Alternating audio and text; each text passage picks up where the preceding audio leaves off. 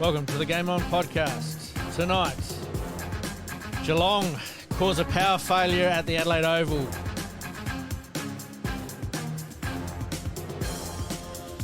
The Heaney hanger in the thriller at the SCG. And the SANFL finals hitting fever pitch with a couple of Magarey medalists last night. Let's do this. All right, welcome to the Game On podcast. My name's Pete once again. Malcolm is joining me here in the studio, and we'll start off as per usual, mate. You're good for the week. Oh, Harry Boyd and Will Snelling. I'm really glad too they both polled roughly the numbers they should have polled. Both dominated games, especially obviously seeing a lot more of Nord, and I couldn't believe another award where Boyd didn't get anywhere near as many votes. And I said from watching there were at least 8 games where he was clearly best on ground. And I was really glad that he did get 8 best on grounds, and where I thought he was easy and he could have easily got a few more. So I think it's the most dominant season I've seen from a Nord player since Michael Ocean 1981. So that's I thought he should have won it convincingly, but I'm really glad that Will Snelling's a quality person. There's a lot of respect for him around the traps.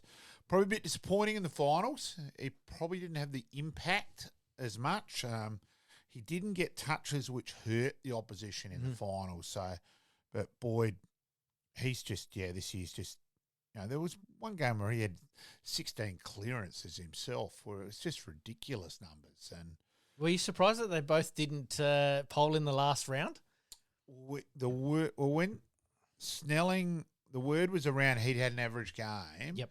And so he hadn't polled. We're thinking, Boyd, he's a chance for a vote in the game against Woodville West Torrens, but not a definite.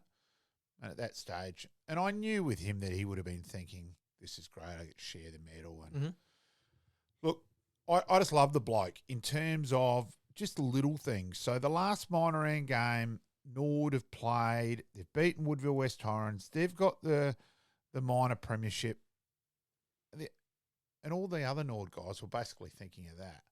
Now, that game was the Inclusive League Grand Final followed. So Kilburn playing Athelston. Congratulations to Athelston in the end there. Yes. But Kilburn running on the ground. Boydie was the one guy leaning over, giving them all high fives. And I'm thinking, come on, guys, think a bit more here, join in. Eventually they did. But again, it was Harry Boyd thinking first. Always thinking of others before himself, and that's him as a person.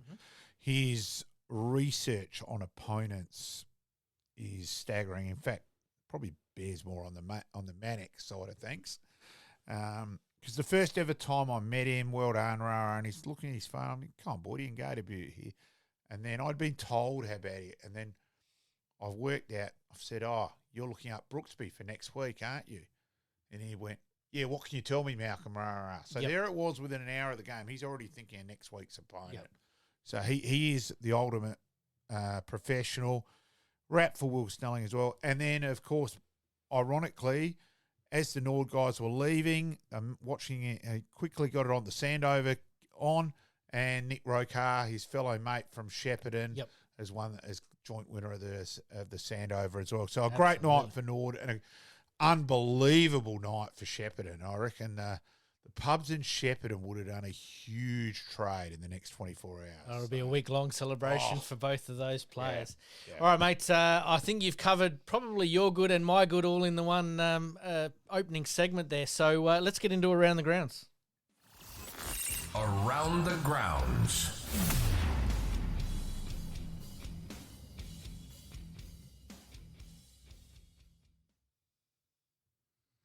All right, and as per usual, we're going to talk a bit more on the SANFL, which we've already done a bit there, but we're going to talk more specifically about the games there. We're going to look at the AFLW and a retiring legend. Instead of legends this week, just the one. So we'll follow that one through. But we'll kick off with the AFL and Port Adelaide last weekend. Hugely disappointing night for the Power, and once again failed to turn up when it counted. Yeah, quite incredible that I think we all thought before the game, Port in September, but their one record reasonable side was against Geelong. I think they'll get over the line here. But at the very worst, you thought it'd be a close game. Yep.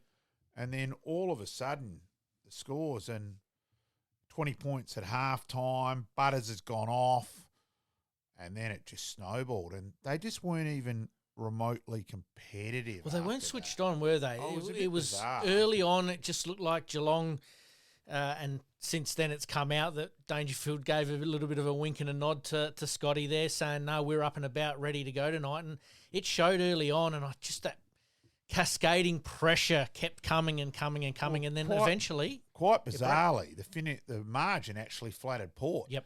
Like Geelong could have easily given that magical number of 119 another go. Well, it might have even been higher, but Geelong winning by 84 points there. Questions being asked of so many. Where does this lead? And now into the finals for this week against Hawthorn.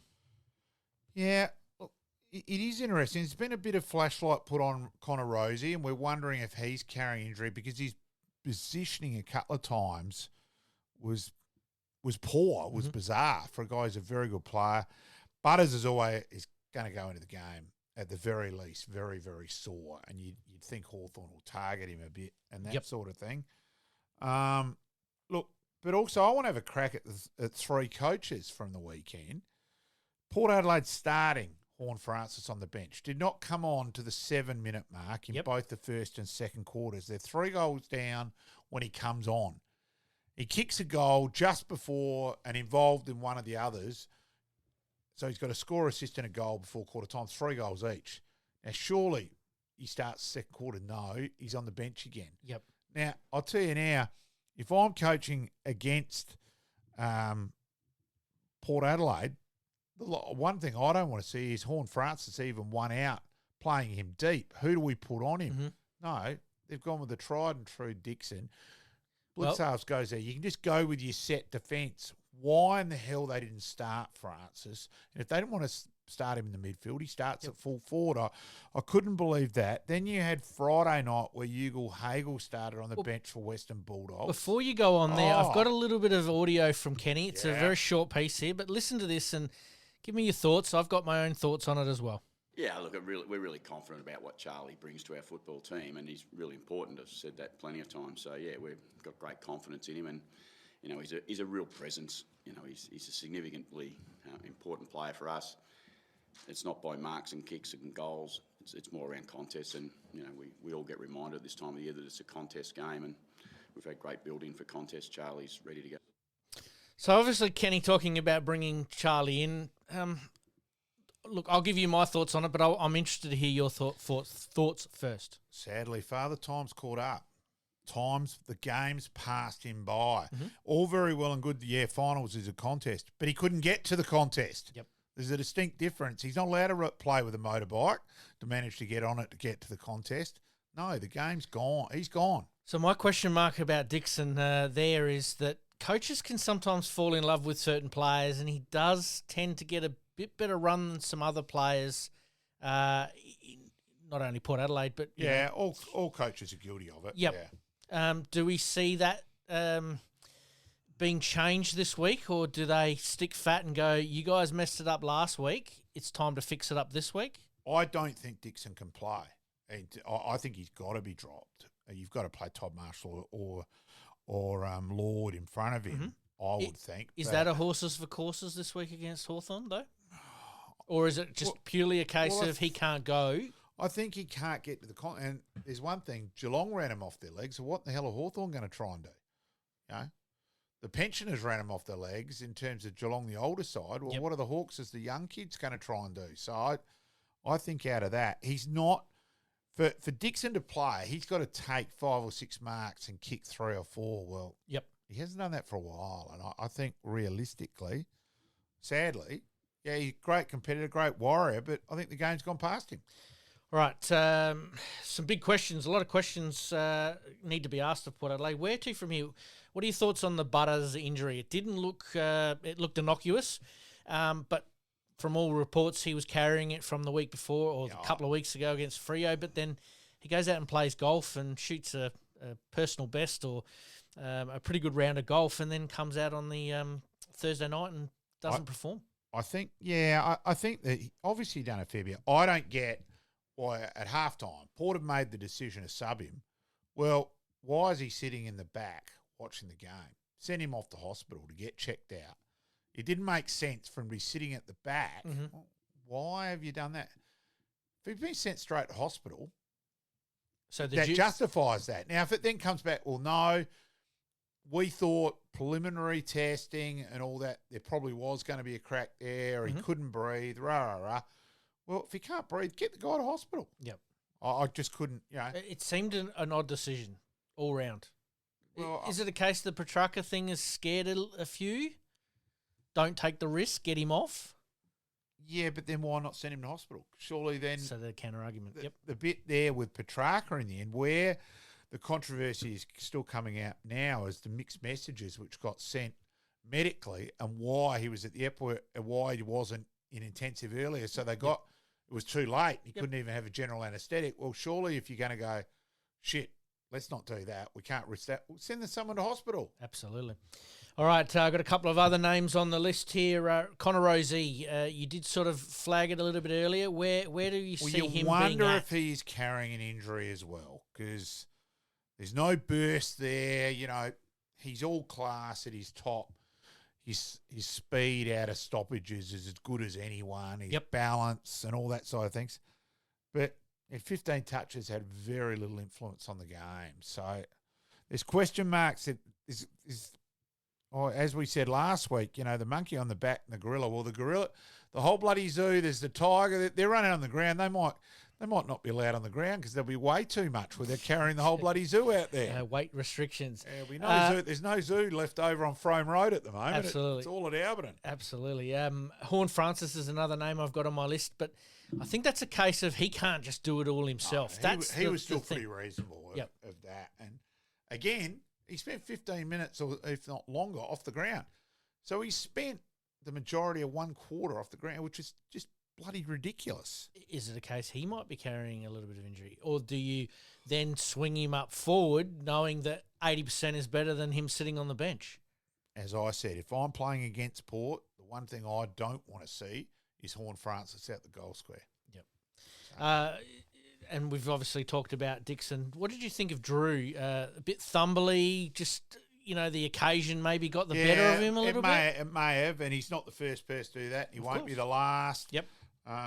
He may pick the first ball cleanly this week and away he goes. So we just don't know. But, the Hawthorn Mosquito fleet, considering Port's, in losing Houston and Farrell, there is a big question mark on their small defenders. Lockie Jones was disappointing, fumbly as well. Not great defensively. Yep. So the Geelong Smalls and Murtagh, Stengel cut them to pieces. Well, this week, Moore, Ginnivan and Watson, the Wizard, and I will give the Hawthorn supporters, that was bloody funny. I'll give them that. Yep. We'll get to that later. Yep. But But I think Frost has been very good for Hawthorn this year. He's a big out. Mackenzie's out as well. Yep. It looks like Day won't come up. Yep. So we'll cover that one a little bit more in a minute. Yeah. But obviously Port Adelaide have got their problems. And again, the heat comes on Hinckley. And is it fair considering their few finals losses have been by an average of 56 points? That's a damning statistic. Yeah, and I think you can make the case that he's actually almost overachieved with that list. There is very few real A graders, and considering they've got one of their best 3 or 4 in Houston out, yep, and they haven't got a huge number, that maybe that's a lot. Him and Farrell are just bigger than we realised. Well, we'll stick with Houston. The rumours just keep coming about that he may be off to Carlton. That's got to mention. I find that, from a Carlton supporter, I'm head over heels going, I think you need to get some quality in the door. But do Port Adelaide let him go, considering this is a bit of an audition of what it's going to be like if he does go? Yeah, I think there's going to be a fair bit of water to go into that bridge yet. I still think, he's got 3 more years in a contract, so Port have got all the aces to demand 2 first-rounders, all that sort of things. I'm not sure that any other club's going to be able to manage to do that. So I still think he'll end up still at Port. Yep. So, and Farrell, obviously, a huge injury for them in the context of things. Any selection sort of changes that you can see apart from Dixon, which we've already talked about? Well, I thought Dylan Williams would have played, so I think that's a distinct possibility. You know, Marshall's played really very little footy for a couple of months, so whether they go Marshall or Lord or whether they stick with Dixon, but I'll tell you what, if he sticks with Dixon and he has another stinker, that's going to put even more heat on him. Yep. I reckon people would wear a stinker from Lord more than a stinker from Dixon. Yep. So, yeah. As we did last week, your X-Factor player for Port Adelaide this week, are you sticking with Jason Horne-Francis? Or is there somebody that might jump out of the box for you? Well, I think Butters will go. I reckon he'll just throw himself to go Bannon. If he goes, he goes. I wouldn't be surprised. But taking injured I know players that. into finals. Yeah, we know that. But, hey, all clubs do it. Don't dare think. At this time of the year, Yep. you'd be lucky to have 5 players on each side who are fully fit. Everyone's carrying something. Yep. So I take that also with a grain of salt. But, look, I'll go for Watson for Hawthorn. Yep. And we might as well change it up. I'll go Butters for Port. I'm going to stick with Rioli, but I'm a little concerned about the supply. Yeah, That's fair. my biggest gripe Yeah, there. fair. All right, we'll talk about the Port and Hawks game in a minute. We'll stick with Port Adelaide, mate. I haven't had a chance to do the graphics yet, but I do have some sound. So are you ready for me to play it? Go. Rulebook Rant.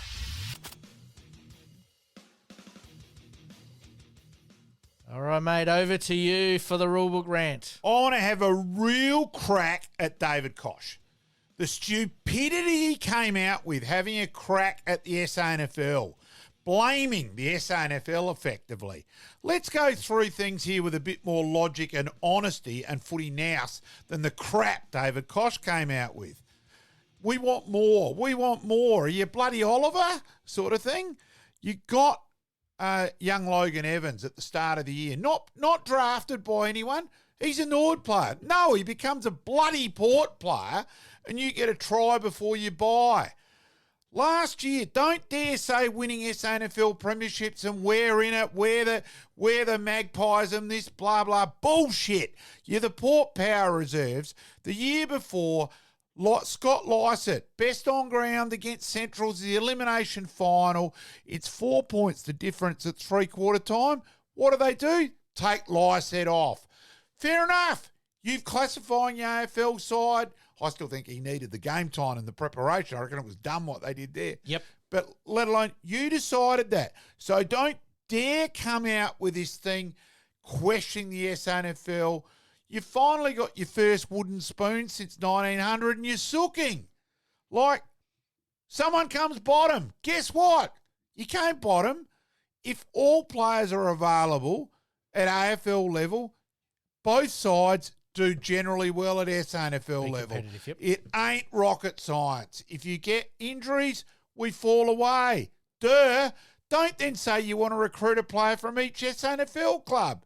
For goodness sake, get the stars out your eyes.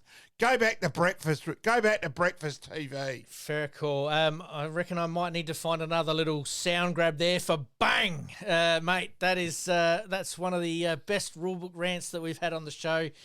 We've had a couple, but not too many. But I think there's a few that might agree with you there. A bit of passion on that one. Absolutely. All right, let's leave that one there. We'll cover that one and maybe a little bit later in the SANFL segment. But the rest of the AFL games, the Western Bulldogs were disappointing against Hawthorn, but Hawthorn were good. Yeah, I admit I headed along to the Arkabar. Arkabar gets really good numbers watching the footy and the atmosphere is fantastic. So had a look at the game there. We might have to try and do a live broadcast from there one night. So we'll work on that. Yeah, that's not a bad idea. Yeah. It was enjoyable there, but yeah, the Hawks were very impressive in that second half. Yeah, Western Bulldogs settled 4-2 up. I thought Western Bulldogs. I thought I'd tip them before the game. Yep. But Newcombe for Hawthorn was fantastic, and then the Wizard and how funny was it where they flitched over the crowd and all the Hawthorn supporters with the Harry Potter Wizards coat and all that. So Isn't it great that the crowds are getting I involved in thought this? I thought it was brilliant. You know, the obviously Blues Carlton, boys with the Blues boys in round 1 or Blues round brothers, 0, yeah. whatever it was. Yeah. And now Hawthorn with the hats. It's another dimension, isn't it? No, I thought it was fantastic. So, look, good on him then. And he really played it. And they play up to it. And Ginniver's always going to play up to it. And how funny was him imitating with the stubby, opening the stubby for the the end when they'd won. Well, So that was partly because the day before everyone was potting him for having a pub meal with family and friends. I mean, he's allowed to go out, you know. But it's so 14. I think it's 14 times the team who finished in the top 4 has lost the first week of the final by over 50 points and has come back and won the second week. Will this be Port's turn, or will they do and a corner cover? Hello, out in straight sets. Might have heard that voice on a radio station or two along the way. Yeah, Timmy G was ready to kill me for that one, mate. Fair enough. Hawthorn for me, just their spread, their ability to get the ball, and Sammy Mitchell's got them playing like the Hawks of the mid-2000s. Well, I think it's even more different. It's just so speed and fun and all that. They seem to have embraced enjoying the game more than anyone else. It's not a chore for them. They're not looking like it's a job. They're actually out there to have fun, and they're not clocking on and clocking off and that side of things. And so my question there is, and we'll bring this back to Adelaide because we've obviously covered a lot of Port Adelaide, but we've got to cover Adelaide a little bit here, is that Adelaide have had a very structured. Structured right from the get-go. They get somebody in. It's that old school, which, we did talk about with our interviewee today, Craig Burton, in that some players played 100 games in the reserves, and Adelaide sort of have that mentality that they've got to play 20, 30 games in the second side before they get their opportunity in the top side, whereas Hawthorn have gone a couple of first-year draftees, bang, straight in. And how good was Connor Deere, Cowshadeer. Son of Paul, and that grab he took, and that the Ronaldo sort of goal where he knew exactly what he was doing on that. He wanted to get his body that side, open it up. Was brilliant, quick thinking, and he's got to be. He looks like he could be pretty special. And let's remember, Hawthorn have lost their main forward in Lewis has been injured the majority of the year. Yep. Day's their best player is out injured. Now I think you thought, geez, Hawthorn will fall away, but hey, they haven't yet. Is that partly because of Mitchell's structure? That they it seem to be in one the right soldier spots. out, one in, and whatever, and away they go. Now they lose Frost this week. We'll wait and see how big that is. Does that open up a Dixon? Does Dixon all of a sudden get more of a chance and all that? Mm-hmm. So, selection, who comes in, who does the roles, because it may well be the Ethan Phillips, the mid-season draft. He's only played one game. Mm-hmm. He's the favourite to come in at this stage. Yep. So wait and see. But I mean, I know it's cliche, but it's going to be decided in the middle, isn't it? Because if Port get the ball going their way, they probably stretch Hawthorn a little bit. If Hawthorn get the ball going that way, they probably stretch as far as speed, talent, and creativeness against Port Adelaide. It's going to be an interesting matchup. Yeah. We'll go on the SANFL later, but bizarrely, Central's had more inside 50s than Nord on the weekend. So it's not always that way. No. But, well, I still think it's a toss of the coin job. I really do. Yep. All right, we'll get some tips in a minute, mate. Yeah. But Sydney and the GWS Giants arguably played out probably one of the better finals or even best finals for quite some time. And Sydney had to do it the hard way, coming from behind to win by 6 points. Yeah, I admit I was working at the home of football with the Amateur League games on Saturday, so I didn't get the chance to watch. I've watched highlights and watched other parts of the game I can find here and there. Incredible highlights. Heaney's mark, that is one of the all-time. Absolutely. It may well be number one. Yep. In terms of that extra height. It was incredible. So he beats Jezelenko, beauty? I think so. I think it's incredible. And then the goal for him to tie the scores from the Papley wins the 1v2, gives off, and he's probably 70 metres out when he gets that And he ball. burnt off his opponent too. Oh, incredible. His display was just remarkable. Campbell coming off the bench was coming on as a sub was pretty important. And, yeah, following it, just on the radio, helping with one of the bars at Nord, thought, nah, GWS are home here. And they burnt some goals. They should have sewn it up. Yep. Left that jaw just slightly ajar. Sydney didn't just unhinge the hinges. They smashed the crap out of the door. Well, I did see a statistic that had, was it Papley, not Papley, Warner and Goulden, I think it was, were basically the last ranked players on the ground before three-quarter time. And then the last quarter, they were number 1 and number 2, respectively. Yeah. That's a huge weapon to have, but you don't want to be relying on it, do you? No, it was... So mate, my big question to you out of that game there is we have a new Mr. September. Oh, he was fantastic. Poof. You've already mentioned that he took that hanger, but he just seemed to be everywhere all day long. He kept them in the game, in the game, and then he was the guy then burnt and won the game. Do you see him being a little bit Dusty-esque as far as just taking that game by the scruff of the neck when he needed to? I certainly got just unique attributes. He's a beautiful mover, and there's not a weakness in his game. Yep.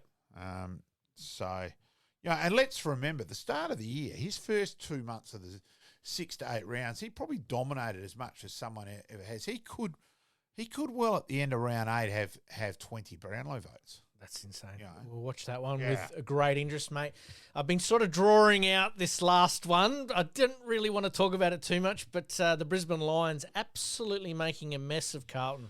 Well, I got home, and I admit I'd left before 9 and got home after 7, and Emma, the better half, was watching a murder mystery, so I wasn't going to say, can we put the footy on? No, don't disturb that. I kept the peace and was just following the scores in the background and felt like a little junior score, 4 goals, 5 to nothing. Yep. 7 goals, 8 to nothing. Yep. 9 goals, 6 to nothing. Yep. It was just crazy. It was I had to look away. Bizarre scoreline. I had to look away at about, 6 goals, something to absolutely no score, and we didn't even look like it. Oh, and then Carlton bring on De Koning, and he helps them get back into the game to some extent. Again, you're going, why in the hell didn't he start? But they toyed with this all year long, and when De Koning actually started for most games and or Pittman was out, they actually looked better structurally and gave that extra number of a midfielder around the ball. Yeah.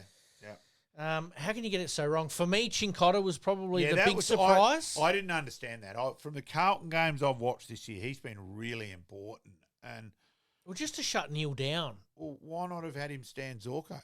That was the other option as well. I thought he would have. I thought for me, Carlton have got a perfect matchup for Zorko. Yep. And they didn't pick him. I just couldn't believe that. So 2 questions there. Is he potentially maybe a little bit injured and we don't know about it? I'm not 100% sure on that. Or too many players coming back in that were perhaps a little underdone considering the team they took over, in that last round did the job without those players. No, the last round they played St Kilda. Sorry, the round before against West Coast, but it was only West Coast. Yep. Look, I get that he would have gone, hang on, we've lost to St Kilda. I can't just go with the kids, rah, rah, rah. So I sort of get that, but Doherty after, that seemed to be a panic sort of move. That was going to be my question. Yep. We all love Doherty, what he's been through to come back. It's not just the knee, it's cancer, it's everything. Yep. And he's obviously a spiritual leader. Yeah, we get that, but he's out of that. It seemed to be more panic-based than systematic. Yep. So, yeah. Did you think 28 points flattered at Carlton in the end? Yeah, I just think Brisbane put the cue in the rack. Yep. Records all being set there. First team for a long, long time not to score in the first quarter.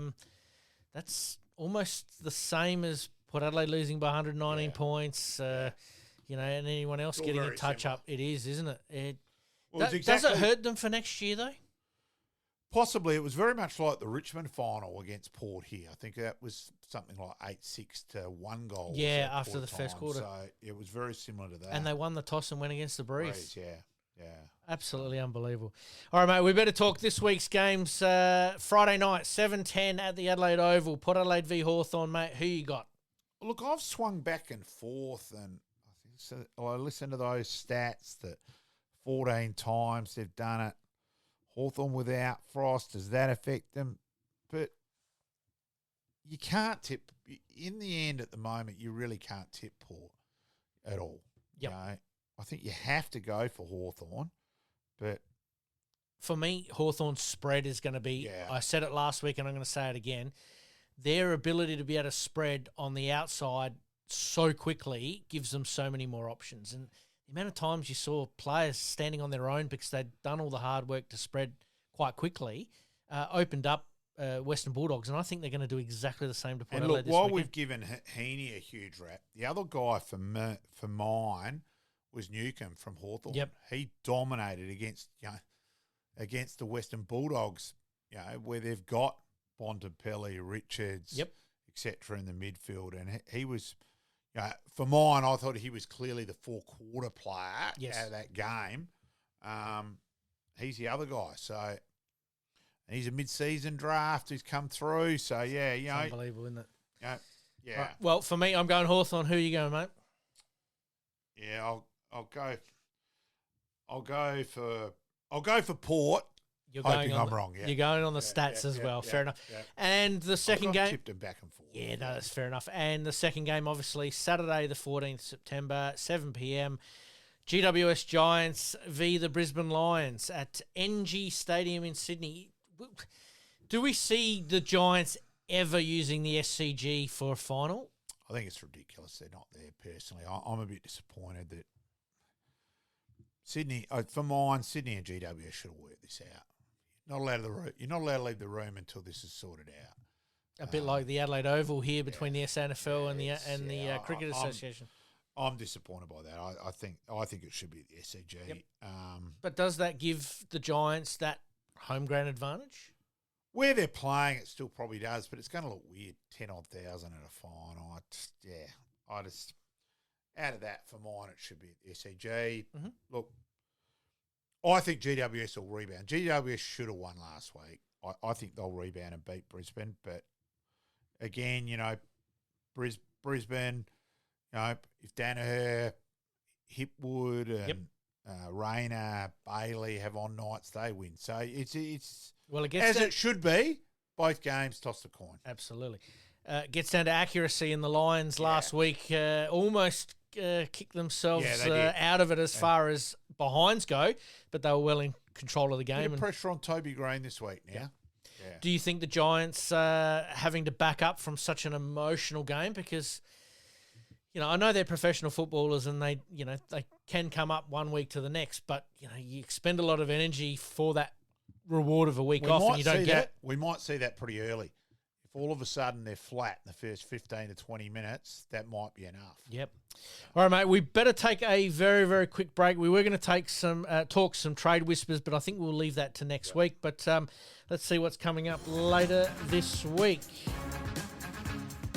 Coming up, coming up this week, yes, Glenelg doing well in the SANFL and Norwood getting through to a grand final.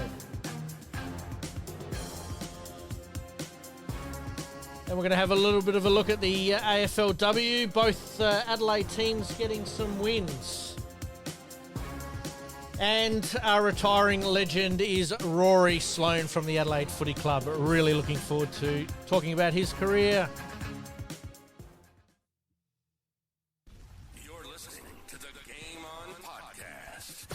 We'll be right back after this short break. Looking to buy or sell your home anywhere in Adelaide, from the hills to the sea? Meet Gary Creeves, your dedicated local agent from Owens Castley Real Estate. With unparalleled knowledge of Adelaide's housing market and a commitment to exceptional service, Gary ensures a smooth and stress-free experience for all your real estate needs. Trust the expert, trust Gary Creeves at Owens Castley Real Estate. Your next dream home awaits.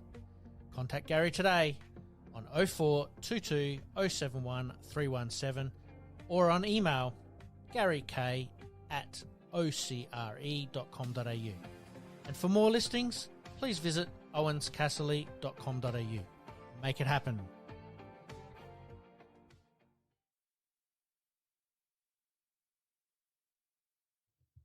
All right, and we continue with the SANFL. Congratulations go to Harry Boyd, joint winner of the 2024 Magarey Medal, along with Will Snelling there from the Sturt Football Club.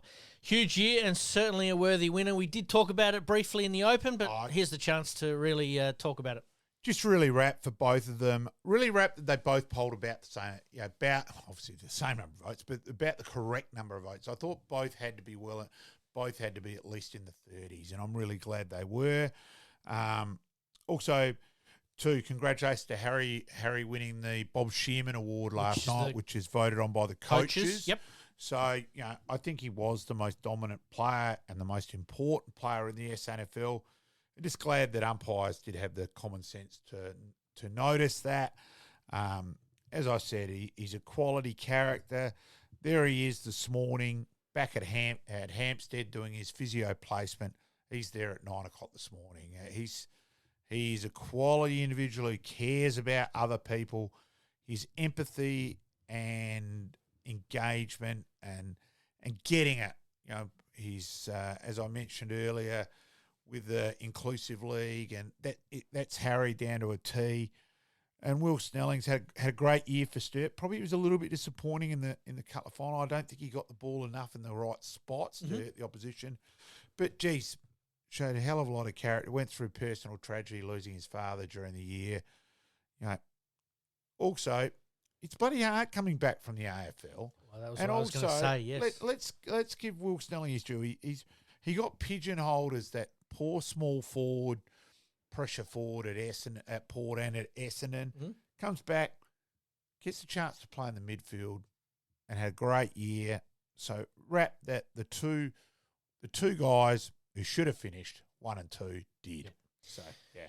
So that leads me into my question about those two players. Harry Boyd, I did hear an interview with him today, and we've talked to him obviously on the podcast here as well, but we didn't go into his personal thoughts on his career, and he doesn't have a massive burning ambition to play AFL. It's not something on the list, and you've sort of mentioned that in what you're saying there, that he rolls up for work at 9 a.m. this morning, really thinking about career after football. He's pretty switched on. Yeah, absolutely. And he wants a balance. He likes a balanced life of not just footy. Yep. Even though he's a bit of a nuffy and looking up Yeah. the opposition player for the following week, it's probably that ideal balance, isn't he? Yeah, he is. And as I said, and then the last minor round game, Nord have beaten Nord. Nord have 8 goals up. Mm-hmm. Now, a North guy's decided he's going to have a ping for goal after siren. He was well over 50 metres out. There's Harry Boyd sprinting from centre half forward at the other end to get down to the goal line to compete, to try and block the ball to going through. Yep. And I said to him, I just love you, Harry. I love your commitment to having done that. Hey, percentage could decide top spot yet, Malcolm. Yep. The second last minor round game. Yes. Sorry, that was. No, that's right. So that's just his attitude. His attitude is incredible. Obviously, I know him a lot more than Will Snelling. Of course. Rap for him. And then Nick Rokar saluting in the Sandover medal. Again, a joint tie last night. But, rap for Rokes as well. Could you imagine Rokar in this Nord side at the moment? Oh, it'd be fantastic, wouldn't it? But just rap. Rokes, his girlfriend's from WA, and she wanted to go back to WA. A couple other things as well, and no complaints with Nord whatsoever. But decided to go back and look. Peter Balderstone, I did get a phone call asking about Nick because his wife is a welfare officer at Swan District, so asked me about Rokes, and delighted to be able to say, hey, no, he's a quality individual, and talk to him about Rokes as a person. Yep. And he rang me back a couple of months later and said, Jesus, Rubble, you nailed that. Yep. And so, the Swan District's faithful love him as well. And good luck. So he's got the prelim final this week against Peel. So, yeah, good luck to Nick and the Swan Districts this week. Absolutely. And conversely, Will Snelling, do you think he might be on a couple of AFL clubs' radar, or does he I doubt sort it, of go, no? I doubt it because he's already been on 2. Not that many get a third chance. I think more the point is both clubs in terms of Port and Essendon should be now going, geez, why didn't we have a decent look at him in the midfield as well instead of pigeonholing him? Well, that's why I asked whether it may be an opportunity. Maybe. There's a lot of young guys coming in and it makes it hard, doesn't it? It's probably Tasmania. That's the sort of side. Say if Tasmania were coming in next year, then he probably does. So, Very interesting. Yeah. All right, let's move on to last week's games. In a bit of a tight tussle for a couple of quarters there. Sturt and Glenelg battled it out, but Glenelg ended up just getting the chocolates about halfway through that third quarter and then really went on with it in the last. They did, and look, there's one thing though. I think umpiring wasn't too bad in that game, but geez, McBean's still got a couple. He's got a few of the umpires bluffed at SANFL level, and yeah, they're umpiring the player, not the contest. Yep, a couple of times, and he got a couple of ridiculous free kicks, and that way, and then at 3/4 time, Sturt are a goal up. You're thinking, oh, well, this is interesting. Last week they got 5-3 to nothing in the last quarter. Yep, a bit of pressure there, and sure enough, Glenelg were good in that last quarter. They played some really good footy. Some very clean footy. Yeah. Yep. Where I thought Glenelg were just too good. I didn't think it was I didn't think it was a collapse mentally as it was against Centrals. Yep. Where Sturt still had a lot of ball and chances and then just blew it in the last quarter where Glenelg just outplayed them. Yep. But I think now it's 10 goals 7 to 1 point. The last quarters, the combined scores, something like along those lines. If it's not 10-7, it's pretty close. Yep. It's 10 goals to 1 point. Yep. So put it that way, it's just ridiculous that they've been in front at 3/4 time at both games. And if you'd said 8 minutes into the qualifying final when Central Districts had only kicked 1 goal, Sturt will go out at straight sets. Well, geez, I don't think Hansi Cronje would have borrowed, or Dennis Lilly and Rod Marsh would have grabbed your wallet. The bookmakers would have been lining up to take your money on that bet if it had come. Yeah. Sturt obviously almost doing a little bit of what Port Adelaide did in the AFL with 13 wins in a row and then not able to go on with it. Does that change things as far as Sturt goes? They've had a good year but just haven't been able to capitalise? Because obviously Norwood, Sturt and Glenelg have probably been the 3 standouts. Yeah, it's probably one thing. It was a bit ironic where Sturt at the start of the year, because of the turf being relayed at Unley, Had to play a lot played of away. all games away. So they came home with a heap of games at Unley Oval. Well, I'm not convinced all those games playing on the little oval at Unley to then get onto Adelaide Oval. And they certainly got exposed by Central Districts spread in the last quarter, well and truly. And Glenelg, I think, were cleaner than Central, where Central's just was just pace and just kept force it forward. And they look slow and again, I think they lack a key forward. Yep. But they've been managed to grind out wins at Unley. Well, all of a sudden, Adelaide Oval is a different commodity. Spiritual home ground. All right, let's move on to the other final that was played.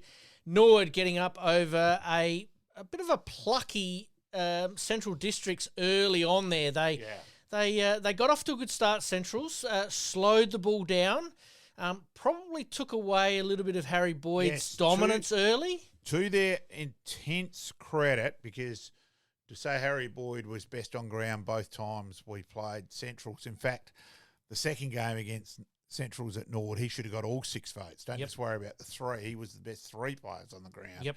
But he certainly was easily the best both times we played Centrals. They set up a bit differently. They roved off Harry. Bo Thomas probably provided a better contest than what they'd had earlier in the year. So, to Central's credits, they actually won the clearances and had more inside 50s. Yep. Now, it's pretty incredible when you have more inside 50s, but the other team wins easily. Yep. So full credit the Nord defence there where... Well, that slingshot off of halfback held them in good stead as the game got longer and longer and longer. Well, so Donnelly did a very good job on Grace. Yes. Lord did a very good job on Isaac Dudley. Yep. And you had the whole defence in terms of James Rewalt-Hurd contributing, the whole back six, Matty Ling on the halfback line. Hitman Harding was very good. Yep. He copped a bit of a knock there late in the third quarter or early in the fourth. Looked, bit on the arm. I was like, I hope he hasn't broken a wrist, but everything's okay. Yeah, I think so. And their defence, like you said, stood up tremendously to get the win there. So, so Nord were good. I thought Billy Cootie was very important. Probably got cleaner as the game went on. He was probably a bit rushed in the first quarter. Then kicked a couple of goals as well as the midfield. Release the shackles a little bit? Yeah, I think so. And just there, that clean running through the middle with a long goal and, hey, we're here. And, Tristan Binder, couple of goals. Didn't have a huge thing. No, but because he bobbed up when he needed to. Yeah, but it was also... Nord picked the one extra big, so Finn Hurd came in, so therefore they split their game time up a bit. So that probably hurt Tristan's chances of dominating. Yep. So Isaac Twelftree contributed. So, yeah, look, I think full credit to Paul Thomas in terms of he's got that central side, which I don't think they're anywhere near as much ability as the other three sides in the comp. They're still playing in a prelim final this year, this week. Look, I think Glenelg will be too good, but Centrals will crack in and have a crack.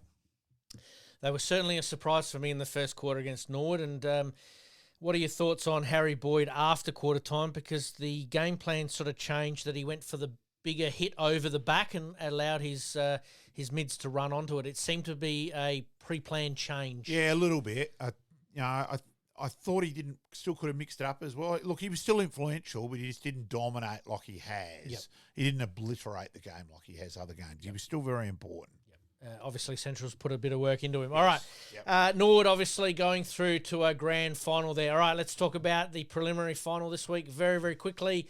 The Dogs v Glenelg. You've stated this pretty much all the way through the season. You think Glenelg's still the team to beat, and they keep their back-to-back chances alive, not only after getting up over the Eagles, but then in a pretty tight tussle against Sturt. Now they've got another challenge in front of them. The Central. And I admit I haven't backed off on that, even when they're falling away. I still thought there's that much ability.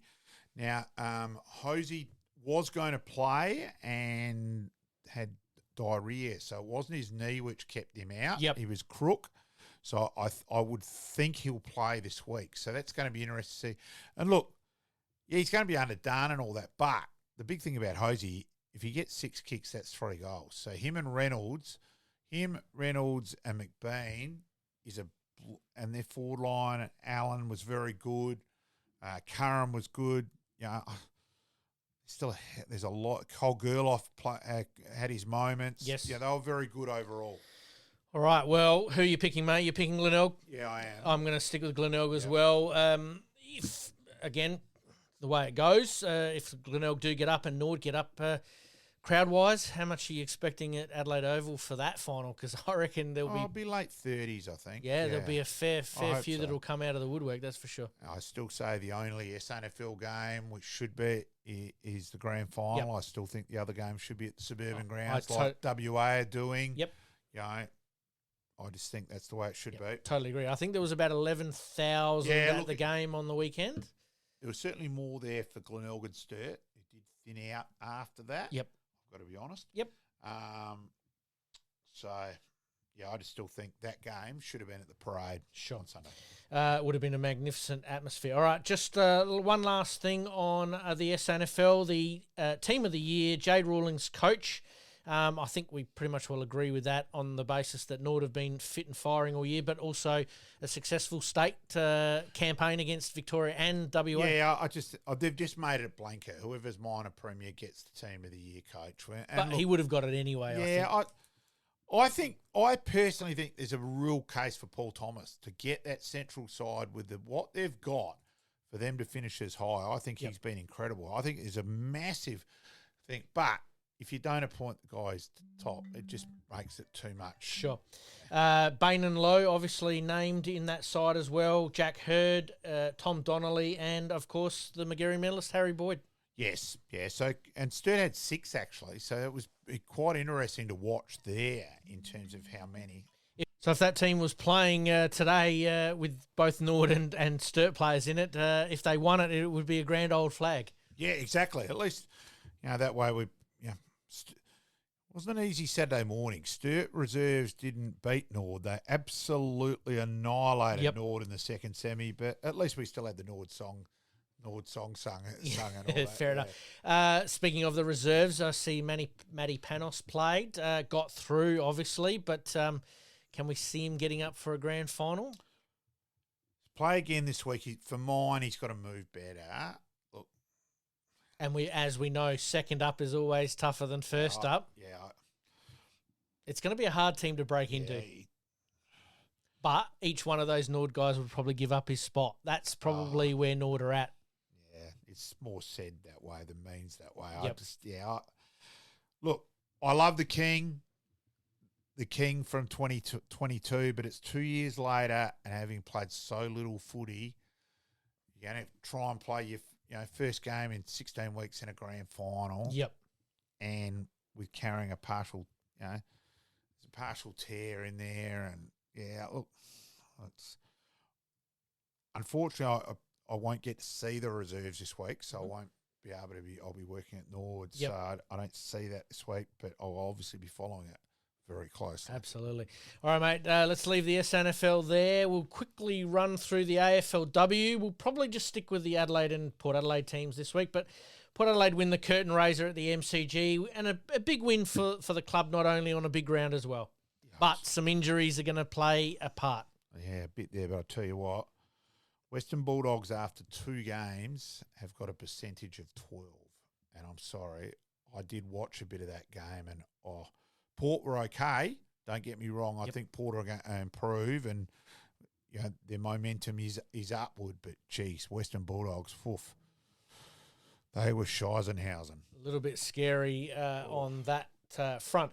Adelaide obviously getting up against Fremantle. Fremantle over in Fremantle there.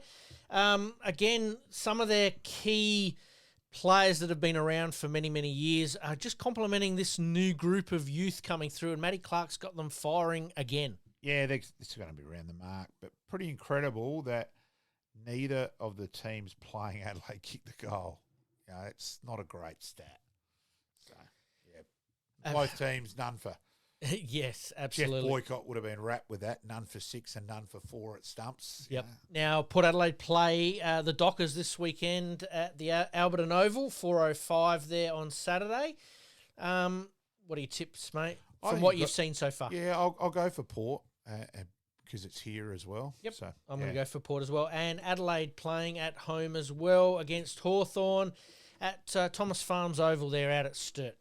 Yeah, pretty incredible when you think of that the game's here, and if Sturt had won, would have been a great day for the Sturt administration, that you would have been there almost quick, can you leave because we want to get Adelaide Oval. Yep, so start the car. Obviously they don't have to do that and all that, but I'll go for Adelaide at home.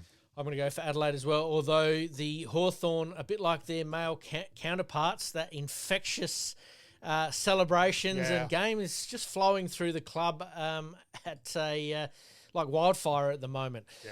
All right, let's move on to our retiring legend for this week.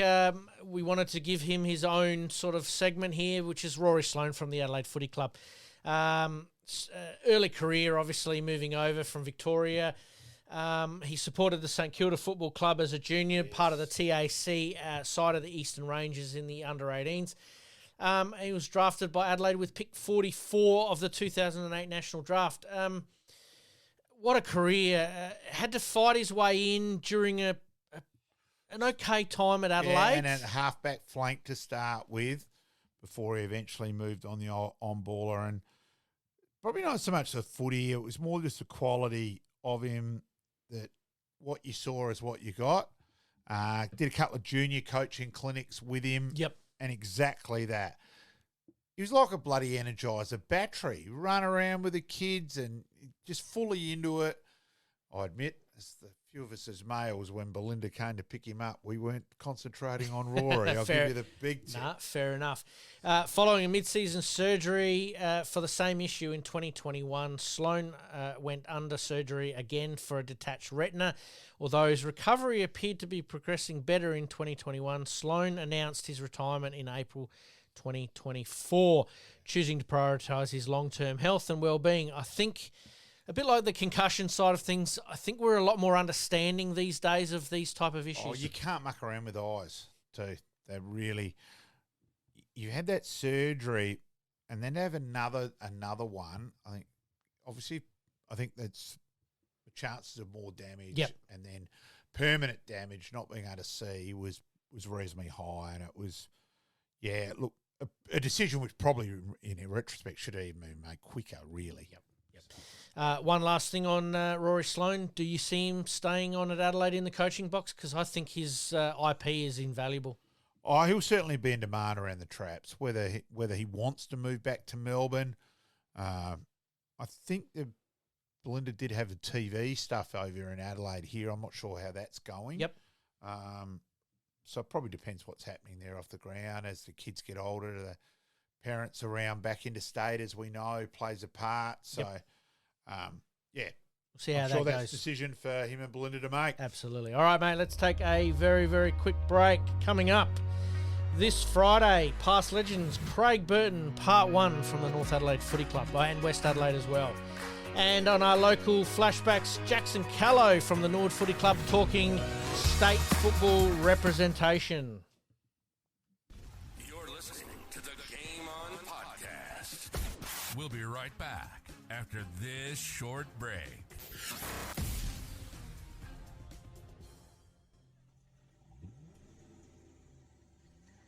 A dents and scratches putting a dent in your day? Introducing Roger Steen Crash Repairs Adelaide, your trusted solution for automotive woes. With over 2 decades of expertise, Roger Steen Crash Repairs guarantees top-notch service, restoring your vehicle to its former glory in no time. From minor dings to major collisions, our skilled technicians handle it all with precision and care, using state-of-the-art equipment and techniques. Roger Steen Crash Repairs saved my car. It looks brand new. Fast, friendly and reliable. I wouldn't trust anyone else with my vehicle. Don't let accidents slow you down. Visit Roger Steen Crash Repairs Adelaide at 14 Penner Avenue, Glynde, for quality service you can count on. And here's a special offer just for our listeners. Mention this podcast and receive a $100 discount on your repair. Roger Steen Crash Repairs Adelaide. Excellence in every repair. Flashbacks.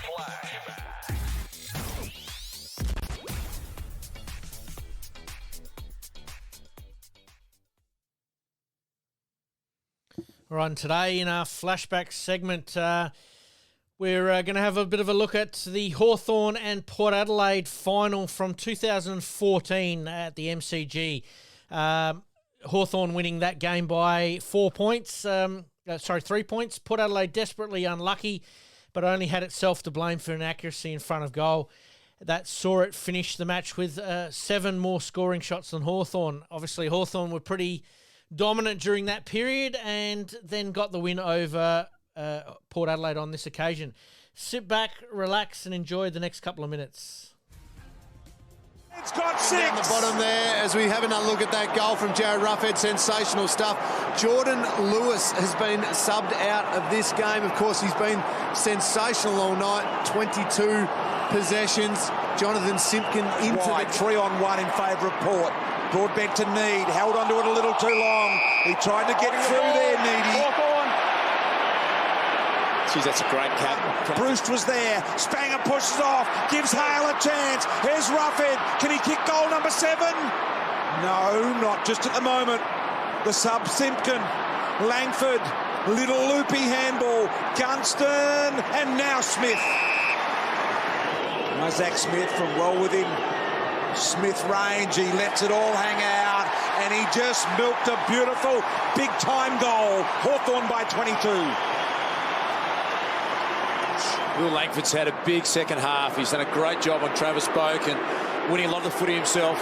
Bruce from the intersection of the 50 and the boundary. Gunston mark play on goal. 28-point Hawthorn lead. Biggest margin of the game. Sean Burgoyne. Have a look at the one-on-one matchups. Burgoyne pumps it long and wide. Markey, but he doesn't waste any time. Brilliant smother, Hodge. Oh, look at Jonas go in. What a smother from Luke Hodge. It's holding the ball. You dive on it. Here, Hawthorn. That replay there of Luke Hodge, the captain. He might have just got his team into a grand final. Schultz can kick it inside 50. He takes a bounce. It'll be a big kick. Here comes Monfries. Monfries and Lake. Lake and Monfries. 25 seconds to go. 5 seconds. 2 seconds. I thought he was going to play holding the ball. Hawthorn have made the grand final. Hawthorn have won. A promoter's dream. So, mate, not a happy hunting ground for Port Adelaide on that occasion. Port dominated inside 50, 17-7, and we've already talked about that today in the SANFL. You don't necessarily have to dominate those inside 50s. No, it can happen, as we said with Nord on the weekend, less inside 50s, but defence got on top. So, yeah, if a couple of defenders and then you run it out, like Geelong probably were known for that, for scoring off the slingshot off half-back as much as anyone. Yep. So, yeah, it does happen. Little interesting statistic here. Sam Mitchell, 27 possessions. This was his usual prolific self, despite some close attention from Port tagger Kane Corns. Some of these names on here, going back and looking at it, Grant Birchall, Bruce, Burgoyne, Gibson, Gunston, like some absolute guns through that period. And Gunston's still playing. So is Bruce. So is Bruce. Bruce is his 300th this week. Yep. I would think he would stay as the Hawthorn sub this week. So, he'll be important late in that game as well. So, and Gunston's his games last year with Brisbane and his last year at Hawthorn have been average. Then his games at Brisbane, you thought, why are you recruiting him back? That's going against your whole philosophy of the young kids and all that. But he's turning out to be pretty important. Just proves that you need to have that stability, senior stability there. And they're saying that he's had a huge influence on Deer through having gone through both their fathers having passed away very close together. Yep. So he's been the real guiding influence for Deer. And Deer speaks, I heard an interview with him where he was saying this and this about Hawthorn and that. But as soon as he got on Gunston, his voice almost changed. Yep. It was, real, hey, this guy's been huge. And Sammy Mitchell was obviously involved in that game, and now he's involved in this game here, and could be the difference. Port Adelaide obviously had some guns through there as well. Boak, Corns, the usual suspects. Robbie Gray, and Tommy Jonas obviously went on to become captain of Port Adelaide as well. We've talked about it before. It's going to be an interesting game this weekend coming up. All right, let's move on to the extra time big finish. Extra time big finish.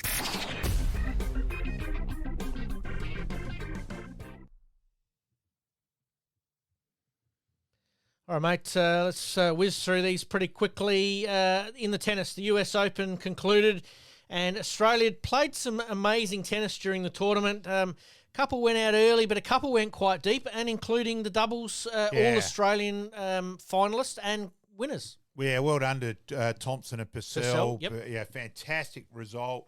Runners-up at Wimbledon, seeded 7 and came through and won it to win their first Grand Slam. And Thompson had a huge US Open, went through to the 4th round, easily his longest run in a Grand Slam, and goes through to win the doubles. And well done to Sinner and Sabalenka as well. Obviously, those two won. We did have this on the run sheet for last week to talk about Sinner. He did get found twice for a breach of the drug policy, and yet both times he's been let off. Yeah, you'd like to have more information in front of you because it doesn't add up with the way it reads at the moment. So, yeah. Yep. And Sabalenka obviously winning a tournament there. All right, let's move on to the NRL very, very quickly, mate. It's finals week number 1. I'm not going to talk about all the games this week, but the Melbourne Storm, once again, are favoured to win the NRL Premiership. It is insane. Yeah, it is. They are. They've got a case for being the best sporting club in Australia in the last 10 to 20 years, even considering they lost premierships and all that. And yet you thought that might have broken a club, but no, they've come. Yeah, they're incredible. Obviously, they're taking on the Sharks this weekend. Yeah. The Panthers and the Roosters doing battle. The Cowboys and the Knights and the Bulldogs and the Seagulls. I reckon that the Knights, or maybe even the Bulldogs, might have just scraped in by winning their last game of the season. Yeah. All right, let's move on to soccer. Sam Kerr rumours are untrue, and she sets the record straight. She will return when she is ready. Yeah. I think that's enough. Do you think she's got the runs on the board to do that? Yeah, I think so. Yeah. I totally agree. Yep. All right, let's finish off with a couple of general questions to finish this off. Cameron Johnson, who was actually on Melbourne's list, I reckon he was drafted in 2011, somewhere around that. His season with the Pittsburgh NFL team could be over after just one game with a knee injury. He went to punt the ball, and his legs got tangled up. It looked a bit nasty. He just signed a $9 million contract. So it might get him through. He might be able to afford a drink this week. Yeah. Could he potentially put some money down on the podcast here and help us out a little bit? Just a tad. Maybe. All right, let's move on to stolen medals returned to Shea Bolton. 2 premiership medals are returned after being stolen. Some good work by the police, obviously, to track them down. Amazing, not only one, that they were pinched, but 2, how they were recovered. Bizarre. It's just absolutely bizarre, isn't it? And to finish us off, mate, I know we didn't talk a lot of cricket tonight because of all the AFL and SANFL finals, but Steve Smith, should he give up his opening position for the series coming up against India?